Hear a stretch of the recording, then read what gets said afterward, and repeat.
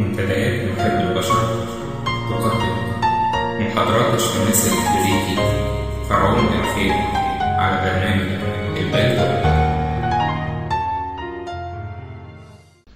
سؤال من يوحنا 14 الآية 28 مكتوب: سمعتم أني قلت لكم أني أذهب ثم آتي إليكم، لو كنتم تحبونني لكنتم تفرحون، لأني قلت أمضي إلى الآب لأن أبي أعظم مني. أبي أعظم مني، ماذا تعني أبي أعظم مني؟ وهل للآب عظمة أكبر من الابن؟ أرجو الرد. شكرا حبيبي على السؤال، هي سؤال جميل جدا وبتكرر كتير في مسامعنا. أبي أعظم مني، وزي ما قلنا وبنقول كل مرة إن كتابنا المقدس كتاب واحد، ما ينفعش إن احنا نجزأه أو نفصصه أو نغيره، لأن استخراج العقيدة من الإنجيل لابد إن يكون فهمها ككل، وما ينفعش ناخد آية مستقلة عن باقي الكتب، لأن لو عملنا كده هنستنتج مفهوم خطأ. فعشان كده أنا هعيد الآيات ما قبل الآية والآيات ما بعد الآية. الكتاب بيقول في إنجيل يوحنا إصحاح 14 من عدد 27: سلاما أترك لكم، سلامي أعطيكم، ليس كما يعطي العالم أعطيكم أنا، لا تضطرب قلوبكم ولا ترهب. سمعتم إني قلت لكم أنا أذهب ثم آتي إليكم، لو كنتم تحبونني لكنتم تفرحون، لأني قلت أمضي إلى الآب لأن أبي أعظم مني. وقلت لكم الآن قبل أن يكون، حتى متى كان تؤمنون؟ لا أتكلم أنا أيضا معكم كثيرا، لأن رئيس هذا العالم يأتي وليس له في شيء، ولكن ليفهم العالم إني أحب الآب، وكما أوصاني الآب هكذا أفعل. قوموا ننطلق منها هنا. وحقيقي آية 28 اللي بيتكلم فيها الابن عن أبي أعظم مني هنسردها دلوقتي بكلام معقول عقليا وكتابيا وفكريا. الكتاب المقدس بيقول عن فم بولس الرسول في رومية 9 وآية 5 حديثه عن اليهود، يقول: ومنهم المسيح حسب الجسد، الكائن على الكل، إلها مباركا إلى الأبد أمين. وكلمة الكائن على الكل تعطي قوة للاهوت الابن، الكائن على الكل، فهو ليس مجرد إله عادي أو إله آخر مثل آلهة الوثنيين. منهم المسيح حسب الجسد، الكائن على الكل، إلها مباركا. وكما ذكر أيضا الكتاب في يوحنا 20 عن قول توما للرب يسوع في يوحنا 20 عدد 28: ربي وإلهي. وقد قبل الرب يسوع هذا اللقب من توما، ووبخه أيضا إنه آمن بعد أن رأى. فهذه الآيات إن كانت من آيات كثيرة تدل على قوة ولاهوت الابن. وكما أشار أيضا الكتاب المقدس في سفر أشعياء النبي في العهد القديم في أشعياء 7: هوذا العذراء تحبل وتلد ابنا ويدعون اسمه عمانوئيل، الذي تفسيره الله معنا. ويشهد أيضا الكتاب في أشعياء 9:6: لأنه يولد لنا ولد ونعطى ابنا وتكون الرياسة على كتفه، ويدعى اسمه عجيبا مشيرا، إلها قديرا، أبا أبديا، رئيس السلام. كلمة إلها قديرا تطلق على الابن اللي هيأتي في العهد الجديد لابسا صورة إنسان. وكما ذكر الكتاب أيضا في العهد القديم في سفر أشعياء النبي في أشعياء 45 تكررت هذه الآيات مرات ومرات عديدة. يقول الكتاب في سفر أشعياء 45 وآية 5 و6: أنا الله وليس غيري، ليس غيري إله، لا إلها سوايا. الآيات دي آيات بسيطة جدا من ألافات الآيات اللي في الكتاب المقدس، ومعانيها بتتكلم على مساواة الابن في العظمة. الرب يسوع هنا في الآيات المذكورة أبي أعظم مني ما بيتكلمش على الطبيعة الإلهية، ولكنه يتكلم عن الطبيعة الإنسانية من حيث قبولها للصلب والآلام. يقول الوحي الإلهي في عبرانيين 2 وآية 7، ناخدها من آية 6 لأن الكلمات جميلة جدا. يقول الكتاب: وضعته قليلا عن الملائكة، وضعته قليلا عن الملائكة، فإنه لملائكة لم يخضع العالم العتيد الذي نتكلم عنه، لكن شهد واحد في موضع قائلا: ما هو الإنسان حتى تذكره، أو ابن الإنسان حتى تفتقده. وضعته قليلا عن الملائكة، بمجد وكرامة كللته، وأقمت على أعمال يديك. وهنا بيتكلم عن الطبيعة الإنسانية، وضعته قليلا عن الملائكة، وده بيتكلم بحسب إنسانيته، إنسانية المسيح وطباعه، لأنه كان في الجسد القابل للموت، أما الملائكة أرواح، والأرواح لا تموت. عشان كده الكتاب قال في عبرانيين 2: وضعته قليلا عن الملائكة. أما من حيث اللاهوت فهو واحد مع الآب في الجوهر، مساوي للآب في نفس الجوهر الإلهي.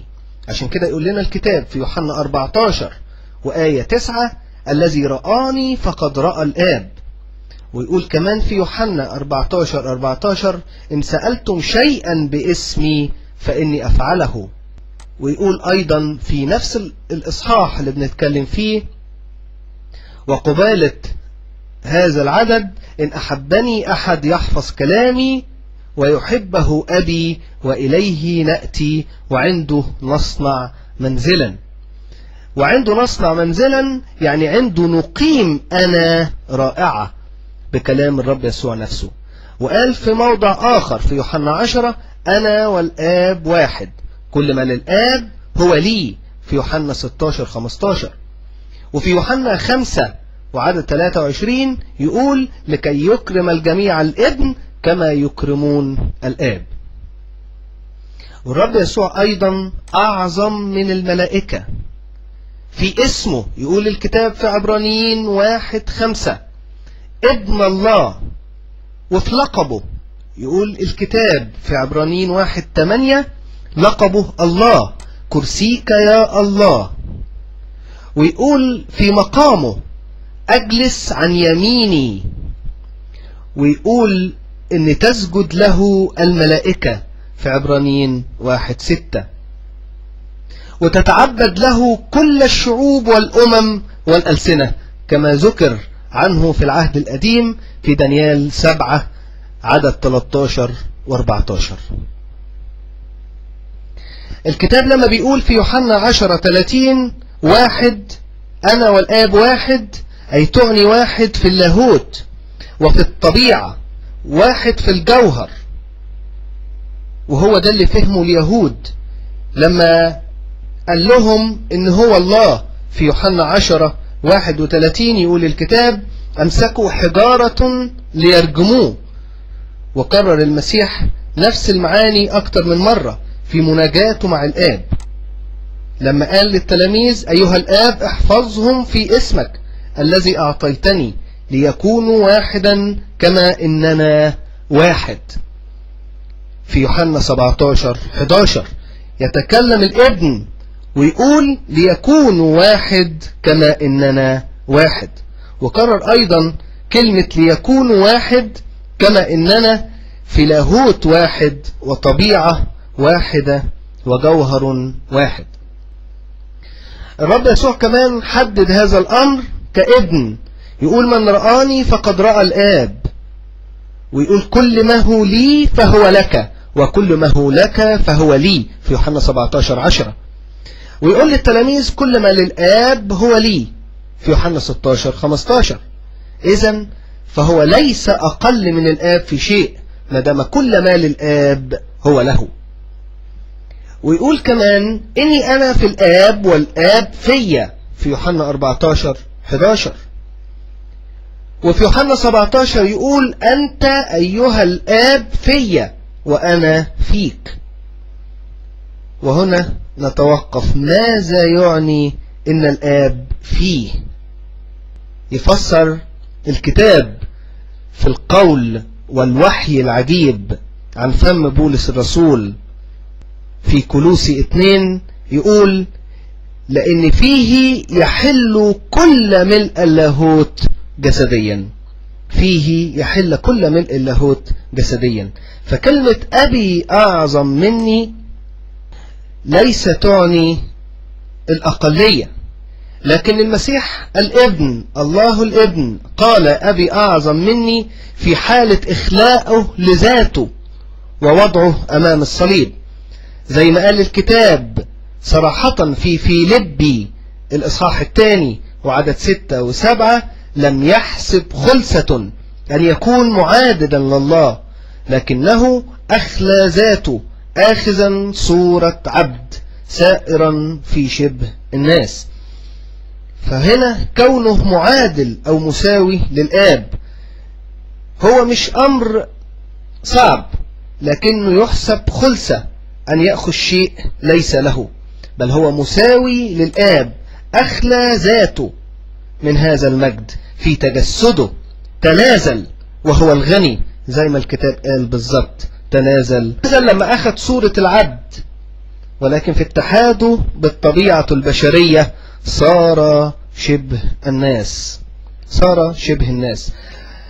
فالله الابن على الأرض في صورة تبان للناس إنها غير ممجدة، وتبان للناس إنها غير عظمة الآب الممجد الذي يعرفونه اليهود، وتبان للناس إنه على الأرض تعرض لانتقادات كثيرة من الناس وشتائم واتهامات، ولم يكن له موضع يسند فيه رأسه زي ما قال الكتاب في لوقا 9 وعدد 58. قال عنه الكتاب في سفر أشعياء النبي: إنه كان رجل أوجاع ومختبر الحزن، محتقر ومخذول من الناس، لا صورة له ولا جمال ولا منظر فنشتهيه، في أشعياء 53 آية 2 و3. واتقال عنه في آلامه إنه ظلم، يقول الكتاب في أشعياء 53 عدد 7: ظلم أما هو فتذلل ولم يفتح فاه. فعبارة أبي أعظم مني لأنه أخذ طبيعتنا اللي إحنا ممكن نكون متنازلين كثيرا عن جوهر الإلهي، أخذ طبيعتنا اللي ممكن إنه يتعب ويتألم ويموت بيها، ولكنه أخذها بإرادته عشان يفدينا وينقذنا ويرفعنا إلى المجد الآتي. أخذ الطبيعة البشرية اللي حجب فيها مجد لاهوته عن الناس عشان يقدر يقوم بعملية الفداء. فهنا لازم نعرف ماذا يقصد بأبي أعظم مني. الحتة اللي قالها الجميلة جدا اللي قالها الكتاب في إنجيل يوحنا إصحاح 14 عن عمله العظيم المؤقت في الجسد اللي انتهى بصعوده إلى السماوات وجلوسه عن يمين الآب. يقول الكتاب: أبي أعظم مني، لو كنتم تحبونني لكنتم تفرحون لأني قلت أمضي إلى الآب لأن أبي أعظم مني. يعني لو كنتم حزانة دلوقتي لأني هصلب وهموت، ولكن مش بالأسلوب دوا، أنا هفدي العالم وهخلصه، أنا هخلي نفسي وهخلي ذاتي، ولكني سوف أعود للمجد الذي أخليت منه نفسي. فلو كنتوا بتحبوني كنتوا هتفرحوا إني ماضي إلى الآب، ماضي لمكاني، لأن أبي أعظم مني في الوضع اللي أنا فيه دلوقتي. أبي أعظم مني. كلمة أبي أعظم مني دي كلمة تفيد أشياء جميلة قوي. في حالة الآب أبي في مجده، فالآب في مجده أعظم من الابن، أعظم في حالة الابن في التجسد. العظمة هنا تختص بالمقارنة بين حالة التجسد وحالة ما قبل التجسد، ولكن ليس أبي أعظم مني في الجوهر أو الطبيعة أو اللاهوت. وإحنا سردنا هذا الأمر في شبهة قديمة هي أن لا يقدر الابن أن يفعل من نفسه شيء. هو نفسه قال أنا والآب واحد في يوحنا 10. فلو كنتم بتحبوني كنت هتفرحوا إني راجع إلى تلك العظمة اللي كانت موجودة عندي منذ الأزل. المجد الذي كان لي عندك، يقول الكتاب في يوحنا 17:5. المجد الذي كان لي عندك عند الآب قبل كون العالم. عشان كده قال عن صعوده وجلوسه عن يمين الآب في عبرانيين 1:3 بعدما صنع بنفسه تطهيرا عن خطايانا جلس في يمين العظمة في الأعالي. أما عن مجيئه الثاني إنه سيأتي بذلك المجد الذي كان له. قال كده سوف يأتي في مجد أبيه مع ملائكته وحينئذ يجازي كل واحد بحسب عمله في متى 16:27. وهنا بيتكلم عن الابن في مجده، ومدام سيأتي في مجد أبيه إذن ليس هو أقل من الآب. الآية واضحة وصريحة جدا. وحينئذ يجازي كل واحد بحسب عمله. سوف يأتي في مجد أبيه، نحط خط تحت سوف يأتي في مجد أبيه. ليس الابن أقل من الآب في اللاهوت والجوهر والمكانة. وقال كمان في لوقا 9:26 إنه سيأتي بمجده ومجد الآب. سوف يأتي بمجده ومجد الآب. عبارة أبي أعظم مني هي مجرد كرامة للآب، رغم ان الطبيعة واحدة في اللاهوت ولاهوت واحد، ولكن الكرامة هنا من الابن للآب هي خضوع لعمل الفداء. خضوع. يمكن أن يعطي كرامة لأبيه، يقول أبي أعظم مني، مع أنه في نفس طبيعته وفي نفس طبيعة أبوه وجوهره، نفس الطبيعة وربما نفس الشكل ونفس فصيلة الدم، نفس الطبيعة ونفس الجنس ونفس اللون، ومع أنه مساوي لأبيه في الطبيعة، إلا أنه يقول إكراما للآب أبي أعظم مني، أي أعظم من جهة الإبوة وليس من جهة الطبيعة أو الجوهر. كنا اتكلمنا قبل كده عن ما يخص الثالوث القدوس، إنه واحد في الجوهر ولكنه متمايز في العمل. أتمنى أن نكون جاوبنا على هذه الشبهة، ولنا لقاء آخر بنعمة ربنا في شبهة جديدة. شكرا لي.